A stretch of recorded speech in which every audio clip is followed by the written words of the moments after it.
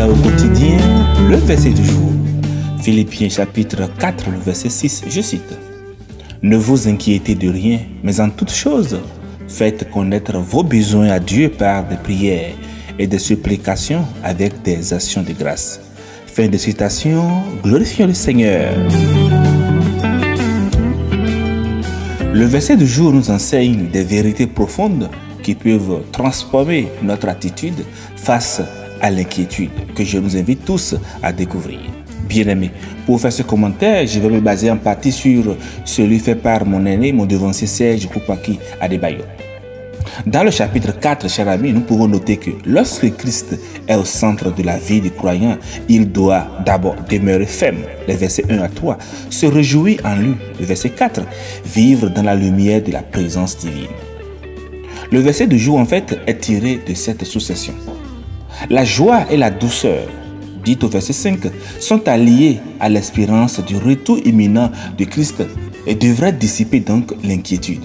L'appel que Paul lançait aux Philippiens était donc celui-ci, ne vous inquiétez de rien. En fait, s'intéresser à quelqu'un est une chose, s'inquiéter en est une autre. Paul et Timothée s'intéressaient aux gens auprès desquels ils œuvraient. Philippiens 2, le verset 20. Mais ils plaçaient leur confiance en Dieu seul. Jésus avait fait une mise en garde contre les inquiétudes, car elles ne manquent pas d'empêcher le croyant de placer sa confiance en Dieu. Nous pouvons nous référer à Matthieu 6, les versets 25 à 33. Paul exhorta donc les Philippiens à prier plutôt qu'à s'inquiéter. Or, pour prier et offrir des actions de grâce, il faut avoir confiance en Dieu. Christ est au centre dans le Seigneur. Dans le verset, Paul a recours à 4 mots pour décrire la communion d'un croyant avec Dieu. Nous voyons besoin dans le verset, qui désigne des choses définies et précises qu'on demande, pas des désirs de folie ou d'ambition démesurée. L'autre chose est prière, qui montre de quelle façon le croyant doit s'approcher de Dieu.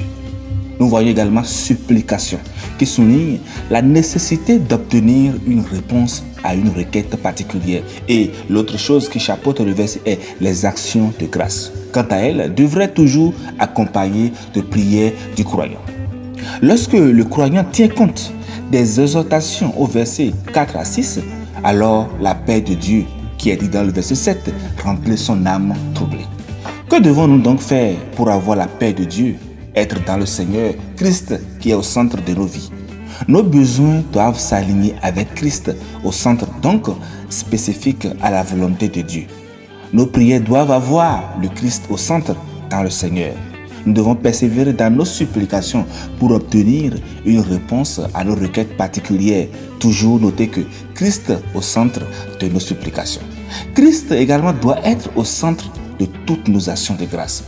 Alors que chacun de nous, chaque croyant qui a le Christ au centre de sa vie, ait confiance en lui pour que ses besoins spécifiques de sa vie soient accordés, suivis d'une action de grâce. Alléluia. Chers amis, ici en fait dans le verset, l'apôtre oppose l'inquiétude à la paix. Il souligne que l'une chasse l'autre. L'inquiétude ne vide pas le lendemain de son chagrin, elle vide aujourd'hui de sa force. Non seulement l'inquiétude n'améliore pas la situation présente, mais elle nous paralyse et nous empêche d'être proactifs. L'inquiétude est une voleuse de paix. Il existe de nombreuses sources d'inquiétude.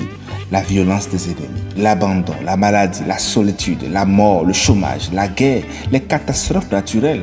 Alors, comment donc garder notre cœur en paix? La réponse se trouve dans Psaume 46, le verset 2. Dieu est pour nous un refuge et un appui, un secours qui ne manque jamais dans la détresse. Mettre sa confiance en Dieu est donc la seule clé pour avoir et garder la paix. Face aux problèmes que vous avez actuellement, nous tous, nous pouvons soit nous laisser gagner par l'inquiétude ou soit mettre notre foi en action. Donc, soit sombrer dans la dépression, soit apprendre à faire confiance à celui qui a promis d'être avec nous tous les jours. Matthieu 28, le verset 20. Et si Dieu est pour nous, qui sera contre nous? Romains 8, le verset 31. La tentation de l'inquiétude vous étreint.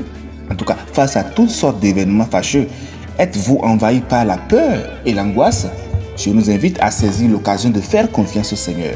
Croyez en sa parole qui déclare qu'il reste le maître de toutes ces situations et qu'il les fait concourir pour notre bien à tous. Romains 8, le verset 28. Chers frères et sœurs, aie confiance.